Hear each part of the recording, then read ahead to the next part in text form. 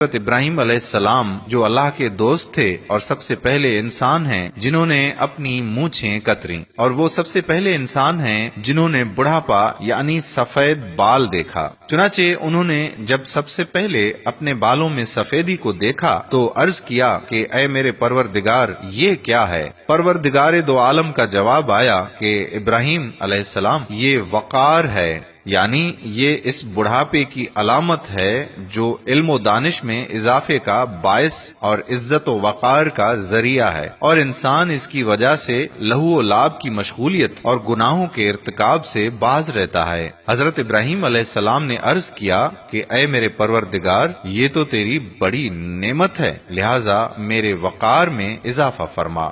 میرے پیارے بھائیوں اور محترم بہنوں، سر کے پہلے بال کا سفید ہو جانا انسان کے لیے موت کی طرف بڑھنے اور اللہ سبحانہ تعالیٰ کے سامنے پیش ہونے کے وقت کے قریب ہو جانے کا سگنل ہوتا ہے، لہذا اپنی بقیہ زندگی اللہ کی مرضی سے گزارنے کا سگنل ہوتا ہے، گناہوں اور نافرمانیوں سے باز آنے اور آخرت بچانے کی فکر کرنے کا سگنل ہوتا ہے۔